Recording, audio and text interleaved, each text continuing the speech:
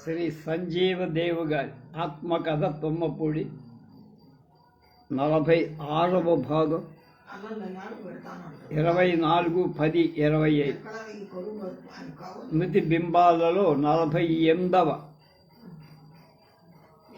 వ్యాసం. రచయితతో పరిచయం, పాఠకులు పొందే మధురానుభూతి. రచయితలతో పరిచయం చేసుకోవడంలో పాఠకులు ఆనందం పొందుతారు. రచయిత రచనని చదివి తమ ప్రశంసలను ఉత్తరాల ద్వారాను ప్రత్యక్షంగాను రచయితకు తెలియజేయడంలో పాఠకులు ఆనందం పొందితే పాఠకుల ప్రశంసలు అందుకొని రచయిత ఆనందిస్తారు. కొందరు పాఠకులు రచయితతో తమ సంబంధాన్ని ఉత్తరాలతో ప్రారంభించి తర్వాత తాము స్వయంగా వచ్చే రచయితను కలుసుకొని విషయం తెలిసిన రచయితలే వచ్చిన పాఠకుల్ని గౌరవానికి సంతోషంగా ఆతిథ్యాన్ని ప్రసాదించి తాము కూడా వారిలో ఒకరే సంచరిస్తారు. రచయితల్లో అటువంటి వైఖరి చూసిన పాఠకుల ఆనందానికి హద్దులుండవు. అంతకు ముందు చదివిన రచయితులైనా అప్పటికంటే ఇప్పుడు ఎక్కువ బాగున్నట్లు అనిపిస్తుంది. కొందరు రచయితల వద్ద పాఠకులు అందుకు వ్యతిరేకమైన వాతావరణాన్ని చవి చూస్తారు. ఆ రచయితలు ఎంతో గర్వంగా తామేదో మేఘాల నుంచి దిగి వచ్చినట్టు తమను ప్రశంసించడానికి వచ్చిన పాఠకులు నిర్లక్ష్య దృష్టితో చూస్తారు.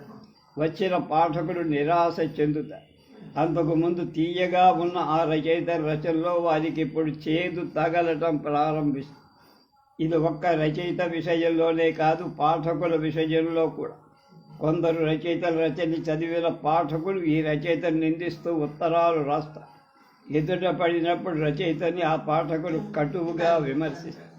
నావి 3 వ్యాసాలు ప్రకటితమయ్యాయి. నారీ లోకం అనే స్త్రీల పత్రికలో 3 ప్రతిభాన్విత స్త్రీల గురించి అందులో 3 వ్యాసాలు రాశారు. 3 కూడా చనిపోయిన వారు. మార్సెలా హార్డీ గురించి, తొందరాదేవి అనబడే మ్యాట్ మెక్కర్ధీని గురించి, అమృతా షేర్ గిల్ గురించి వ్రాశారు.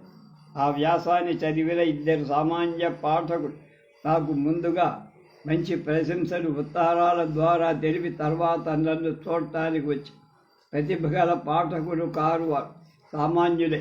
అయితే పుస్తకాలు చదవడం అంటే ఇష్టం.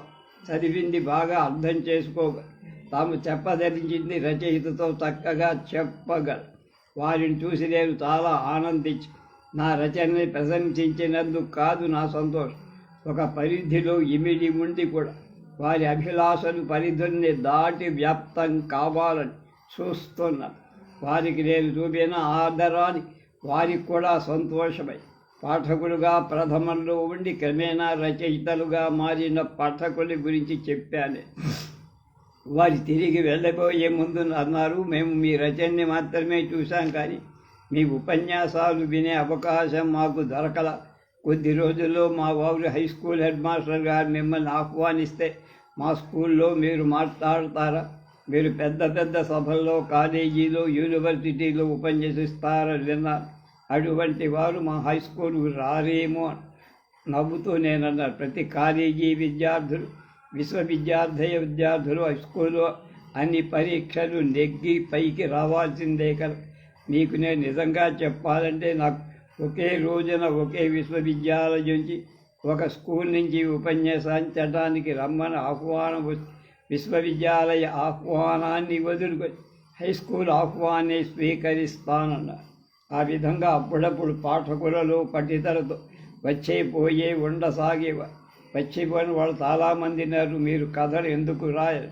ఇంకా కొందరు పాఠకుల ప్రశ్నలు ఏమిటంటే, నేను ఏ స్త్రీలను పురుషులను గురించి రాస్తుంటాను, వారిని నేను వ్యక్తిగతంగా ఎరుగుదునా అని.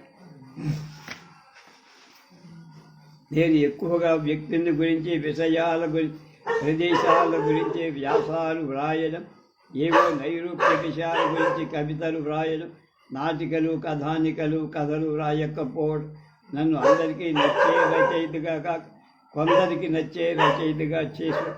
అవును, ఎవరికి నచ్చని విధంగా రాస్తే బాగానే ఉంటుంది, కానీ ఆ విధంగా రచించడం సాధ్యమయ్యే పని. అసలు నచ్చడం నచ్చకపోవటం అంటే ఏమిటి అని మనోవైజ్ఞానిక దృష్టితో పరిశీలిస్తే తేలేదేమిటంటే, రచయితలోని భావాలతో పాఠకుల భావాలు ఏమాత్రమైన ఐక్యత ఉంటే ఆ రచయిత రచన ఆ పాఠకులు నచ్చడం జరుగుతుంది. ఆ ఐక్యత ఎంత ఎక్కువగా ఉంటే నచ్చడం అంత ఎక్కువ. గుంటూరు కలెక్టర్ భగవాన్ దాస్ హైదరాబాదులో ప్రభుత్వ సహాయ కార్యదర్శిగా వెళ్ళాక అక్కడ ఆంధ్రప్రదేశ్ ఫెడరేషన్ ఆఫ్ ఫోటోగ్రాఫర్స్ అని ఒక సంఘం స్థాపించారు. ఆ ఫెడరేషన్ భగవాన్ దాస్ అధ్యక్షుడు, రాజా త్రియంబక రాజ్ బహదూర్ సంజీవదేవ్ అధ్యక్షుడు, ఒక ఉపాధ్యక్షుడు హైదరాబాద్లో ఉంటారు. ఆయన హైదరాబాద్ నుంచి 200 మైళ్ళ దూరంలో తుమ్మపూడిలో ఉంటారు.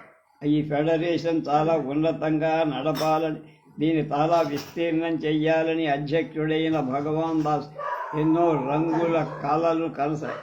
అందుకు మనందరినీ సహకరించమని పత్రిక నడిపే బాధ్యత వహించడం అంటే అదంతా బరువులు నేను పత్రిక నడపకపోయినా అందులో ప్రత్యేకించి ఒకే విషయానికి సంబంధించిన పత్రిక నడపడం అంటే మన దేశంలో చాలా బరువైన విషయం.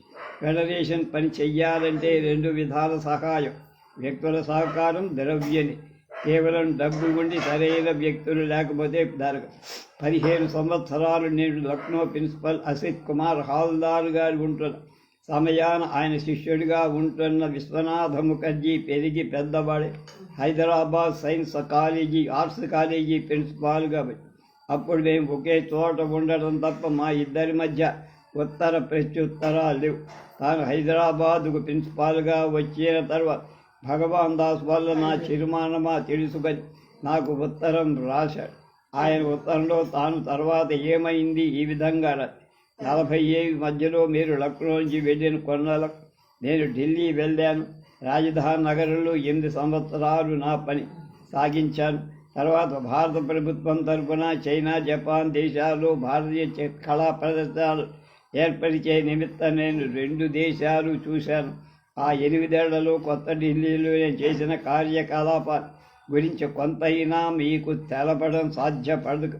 మీరు లక్నోలో ప్రిన్సిపల్ అసిల్దార్ హాల్దార్ ఇంట ఉండగా ఆ మండి ఊరగాయ అవకాయ పార్సిల్ ఇంటి నుంచి వస్తుందని మీరెంత ఆతురతగా చూశారో నాకు ఇప్పటికీ. విశ్వనాథ ముఖర్జీ ఉత్తరం నాకెంతో ఆనందాన్ని కలిగించింది. 15 ఏళ్ల నాటి స్మృతులు చెప్పి ఆయన జీవితం పురోగమించి ఈ స్థాయికి అందుకున్నందుకు ఆనందించాను.